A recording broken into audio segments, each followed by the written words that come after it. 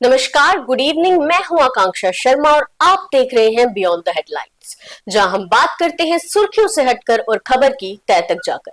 सबसे पहले अब तक के headlines. India Pakistan international border के पास बीएसएफ ने पकड़ा एक पाकिस्तानी गाइड, जांच के लिए पुलिस को सौंपा।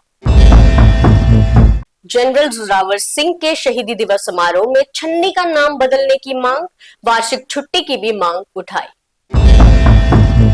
नहीं रहे पूर्व केंद्रीय मंत्री शिवराज पाटिल, पीएम मोदी ने एक्स पर पोस्ट कर दी श्रद्धांजलि। अमृतसर में कई स्कूलों को धमकी भरे मेल, सुरक्षा बलों ने सर्च ऑपरेशन चलाया, एजेंसी जांच में जुटी। कश्मीर में पारा गिरा, अनंतनाग में नदी जमी, डल झील भी जमने की कगार पर। और अब खबरें विस्तार से। मेरे साथ होंगे मेरे सीनियर सहयोगी दीपक खजूरिया। आज भारत पाकिस्तान इंटरनेशनल बॉर्डर पर बीएसएफ ने एक संदिग्ध व्यक्ति को पकड़ा, जो कि एक पाकिस्तानी गाइड बताया जा रहा है, और उसकी जांच जो है वो पुलिस को सौंप दी गई है। तो दीपक जी, क्या कुछ डिटेल्स है उस इंसान के बारे में? वो कहां से पकड़ा गया? आकांक्षा, ये एक बड़ी कामयाबी मानी जा रही है बॉर्डर सिक्योरिटी फोर्स की और जम्मू कश्मीर पुलिस की भी दरअसल, क्योंकि जो पकड़ा गया शख्स है इसका नाम अब्दुल खालिक है और ये पाकिस्तानी गाइड था। पाकिस्तान के सियालकोट का रहने वाला है और पिछले कुछ महीने से ही बीएसएफ को लगातार इसकी तलाश थी, क्योंकि ये बहुत बार सीमा के आर पार होता रहा है। पहले भी जानकारी आई थी कि हीरानगर के आसपास इसे कहीं देखा गया है। जब पुलिस ने या बीएसएफ ने रेड्स की तो ये वहां से निकल चुका था।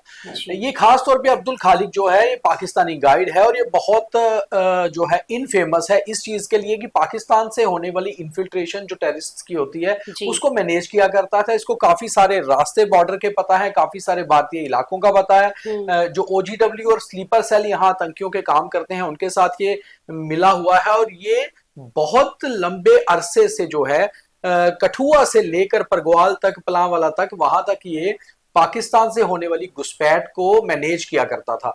आज परगवाल के आसपास एक गांव में सीमा के बिल्कुल नजदीक जो है बीएसएफ ने इसे गिरफ्तार किया है और बीएसएफ के लिए एक बड़ी कामयाबी है। बीएसएफ ने इसे गिरफ्तार करने के बाद लोकल पुलिस को, जम्मू पुलिस को सौंप दिया है और अब इसकी जेआईसी यानी कि जॉइंट इंटेरोगेशन सेंटर से ले जाया गया है। जो जानकारी आ रही है वहां पर पूछताछ की जाएगी और इससे बहुत ज्यादा खुलासे होने की भी उम्मीद है कि आखिर इस समय पाकिस्तान में कितने लॉन्चिंग पैड्स चल रहे हैं, कितने आतंकियों की पाकिस्तान घुसपैठ कराने की फिराक में है, किस तरह की तैयारी वहां आतंकियों की है, क्या ऑपरेशन सिंदूर के बाद कुछ आतंकी कैंप्स पहले से जो चल रहे हैं वो बंद हुए हैं, नहीं तो काफी कुछ इससे निकल सकता है। और ये पाकिस्तानी नागरिक भी है और एक तरह से इसको टेररिज्म एक्ट में ही शायद मुझे लगता है बुक भी किया जाएगा। और फिलहाल इसकी गिरफ्तारी के बाद इसको स्थानीय पुलिस को सौंपा गया और उसके बाद अब जॉइंट इंटेरोगेशन सेंटर यानी कि जेआईसी में इसकी इंटेरोगेशन की जाएगी। जी, तो बढ़ते हैं अगली खबर की ओर, जो कि है जनरल जोरावर सिंह के शहीदी दिवस समारोह में छन्नी का नाम बदल के उनके नाम पर रखने को कहा गया है, ताकि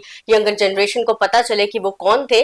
और दीपक जी, उनके वार्षिक छुट्टी की भी मांग की गई है इस दिवस के ऊपर। बिल्कुल आकांक्षा, जनरल जोरावर सिंह के बारे में यंगर जनरेशन को पता चले, ऐसी मुहिम, ऐसी चीजें होनी चाहिए। खास तौर पे आज उनका शहीदी दिवस था और जम्मू के जनरल जोरावर सिंह चौक में जो त्रिकुटा नगर में है वहां पर एक जो एक्स सर्विसमैन लीग है उन्होंने एक कार्यक्रम का आयोजन किया था जिसमें लेफ्टिनेंट गवर्नर मनोज सिन्हा मुख्य अतिथि थे। इस मौके पर जो आयोजक थे, जो होस्ट थे, उन्होंने ये मांग रखी कि आखिर जनरल जोरावर सिंह के नाम पर जम्मू में कोई बड़े इलाके का नाम हो। तो उन्होंने कहा कि छन्नी इलाके का नाम बदलकर जनरल जोरावर सिंह के नाम पर रखा जा सकता है, यानी कि जनरल जोरावर सिंह नगर या इस तरह से उनके नाम पर रखा जा सकता है।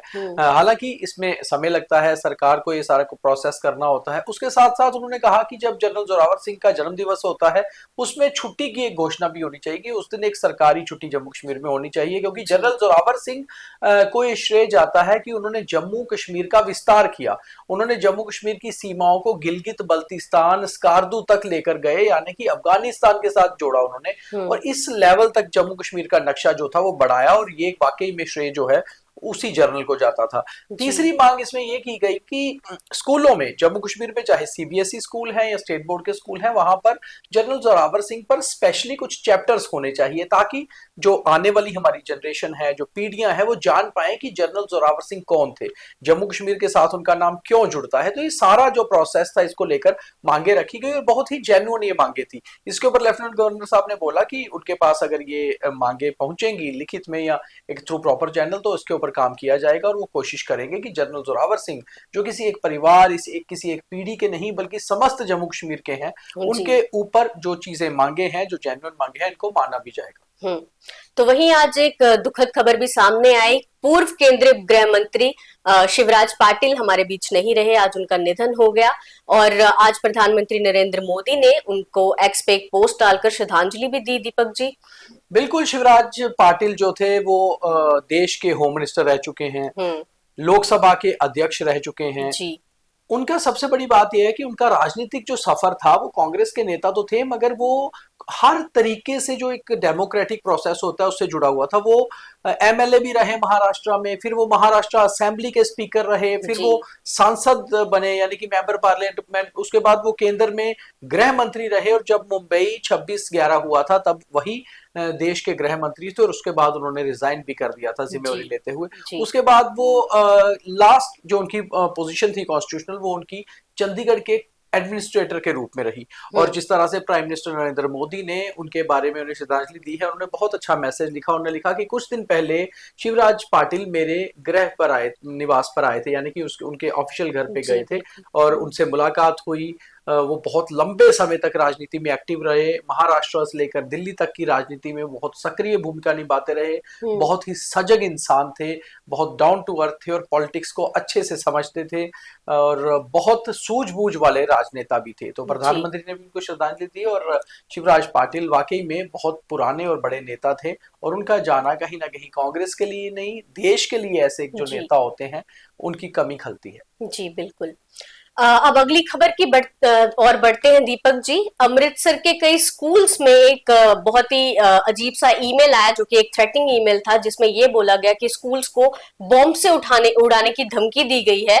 और उसमें जब स्कूल में ये न्यूज आई तो उस टाइम पे बच्चों को जल्दी से वहां से निकाल लिया गया और इवन उनके पेरेंट्स भी उनको लेने आ गए। बट इसके पीछे कितना सच था दीपक जी? देखो, जो इसमें जानकारी मिली है अभी तक, जो इसकी इन्वेस्टिगेशन की गई, दरअसल ये एक हॉक्स कॉल थी, यानी कि एक फेक कॉल थी। और मगर आकांक्षा, इस खबर को जम्मू कश्मीर में हमने जो प्रमुखता से आज लिया इस बुलेटिन में, वो लेने का कारण ये था कि स्कूल्स एक ऐसी जगह होती हैं जहां बच्चे होते हैं और वो सीधे सीधे हम हर एक आदमी इसको अपने साथ जोड़कर देखता है। आप खुद सोचिए कि स्कूल में ऐसी ईमेल आना क्योस हो जाता है। और फिर अमृतसर में आज मल्टीपल स्कूल्स में ऐसी ईमेल आई कि वहां पर टेररिस्ट अटैक हो सकता है, बम ब्लास्ट हो सकता है। जब मल्टीपल ईमेल्स आई तो हर स्कूल को ये लगा कि हमारे स्कूल में भी कुछ हो सकता है, तो एकदम से भगदड़ सी मच गई। तुरंत से लोगों ने अपने बच्चों को स्कूल ले जाकर, मतलब घर से निकले, स्कूल ले जाकर पहुंचे। शहर में थोड़ी अफरा तफरी का माहौल रहा। हालांकि पुलिस और सुरक्षा एजेंसियों ने बड़े अच्छे से सारा कुछ मैनेज किया। सभी स्कूलों में छुट्टी कर दी गई, उसके बाद स्कूल की तलाशी ली गई।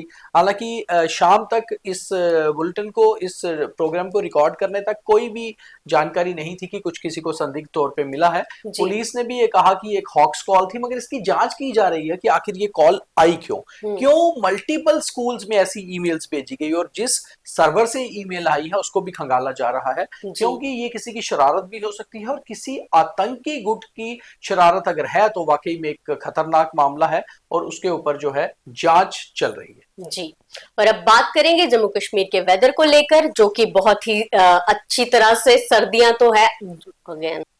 और अब बात करेंगे जम्मू कश्मीर के वेदर की। शीतलहर इस समय पूरे जोर पर है और कश्मीर में हर जगह दीपक जी माइनस में पारा चला गया है। हमने तो ये भी सुन लिया है कि डल झील भी अब जमने को रेडी है, मतलब ऑलमोस्ट फ्रीज हो चुकी है और वहां के नलों में भी पानी फ्रीज हो रहा है। जब सर्दी इतनी ज्यादा हो जाएगी आकांक्षा, तो झील तो जमने को रेडी होगी, तो मजबूरी के कारण पानी को जमना पड़ेगा। एक टेम्परेचर का वो रहता है।